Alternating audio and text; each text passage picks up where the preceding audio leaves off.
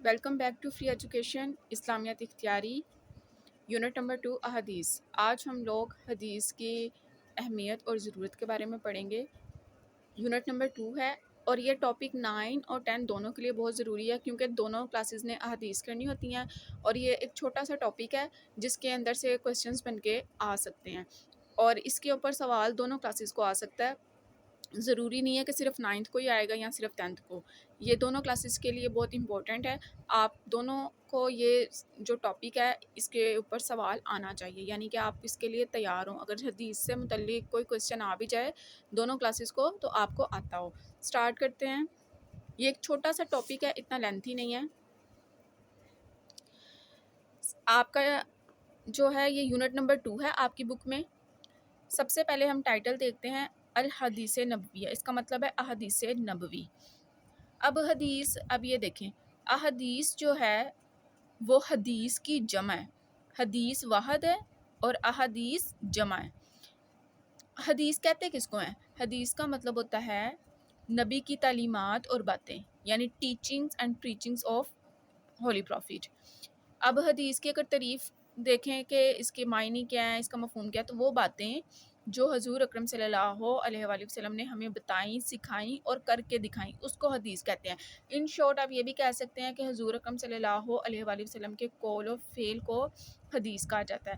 جو باتیں نبی پاک صلی اللہ علیہ وآلہ وسلم نے بتائیں، جو تعلیمات اور جو ان کے افعال تھے، ان سب کو حدیث کہتے ہیں۔ انہوں نے جو باتیں بتائیں، سکھائیں اور ان پہ عمل کر کے دکھایا، وہ سب حدیث ہے۔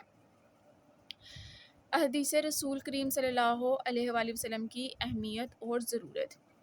قرآن مجید اللہ تعالیٰ کی آخری کتاب ہے جو اس نے اپنے آخری رسول تاجدار دو عالم، اب تاجدار کہتے ہیں بادشاہ کو، دو عالم کا مطلب ہو گیا دو جہان، عالم، اب یہاں پہ دو عالم سے مراد ہو گئے دنیا اور آخرت، تو نبی پاک صلی اللہ علیہ وآلہ وسلم جو ہیں وہ دنیا اور آخرت یعنی دونوں جہانوں کے بادشاہ ہیں۔ قرآن مجید اللہ تعالیٰ کی آخری کتاب ہے جو اس نے اپنے آخری رسول تاجدار دو عالم پر نازل فرمائی اور اسے قیامت تک کے لیے اسلام کا معجزہ قرار دے دیا۔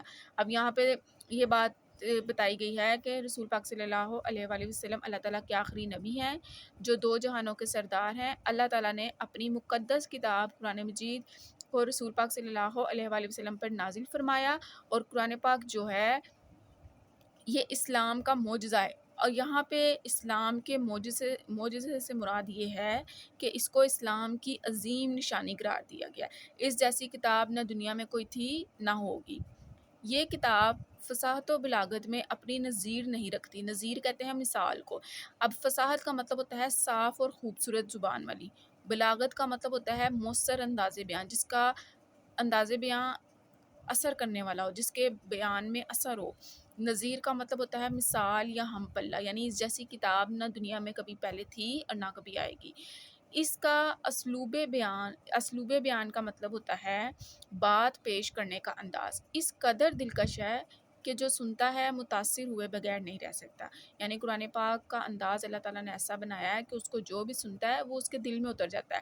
اب یہ جو لفظ تھا فصاحت و بلاغت، یہ کتاب فصاحت و بلاغت میں اپنی نظیر نہیں رکھتی، اس کا مطلب ہے کہ یہ کتاب اپنی زبان کی خوبصورتی اور مؤثر انداز بیان میں ایسی اعلیٰ ہے کہ اس کی کوئی مثال نہیں۔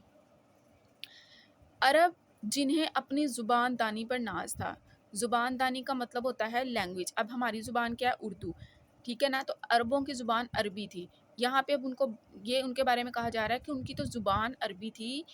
عرب جنہیں اپنی زبان دانی پر ناز تھا اس کی ایک چھوٹی سی صورت کا مقابلہ بھی نہ کر سکے۔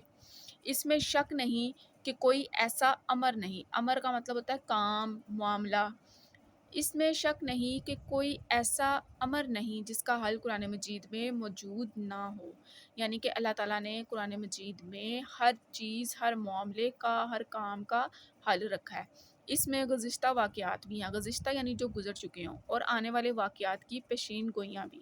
اب پیشین گوئی یعنی کہ پریڈکشنز، فیوچر کی پریڈکشنز، عقائد بھی ہیں اور اعمال بھی، اس میں عبادات بھی ہیں اور رہنے سہنے کے طور طریقے اور آداب بھی، اس میں وہ احکام بھی ہیں جنہیں امر کہتے ہیں۔ اب امر کا مطلب ہوتا ہے وہ کام جن کو کرنے کا حکم دیا گیا ہو، اور وہ احکام بھی جنہیں نہیں کہا جاتا. اب یہاں پہ نہیں سے مراد ہے کہ وہ کام جن سے رکنے کا، باز آنے کا فرمایا گیا ہے، یعنی جن باتوں کے کرنے کا حکم ہو وہ امر کہلاتے ہیں، اور جن باتوں سے روکا گیا ہو ان کو نہیں کہا جاتا ہے.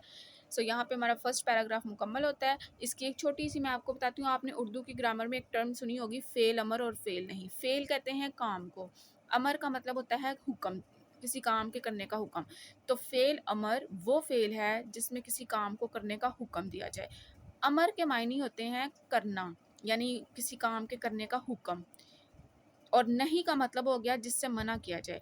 تو فعل امر اور فعل نہیں قرآن مجید میں وہ کام جن کو کرنے کا حکم دیا گیا ان کو فعل امر کہتے ہیں، اور جن سے روکا گیا ان کو فعل نہیں کہتے ہیں. سو یہاں پہ ہمارا فرسٹ پارٹ جو ہے اس کا مکمل ہوتا ہے. Stay connected and stay blessed.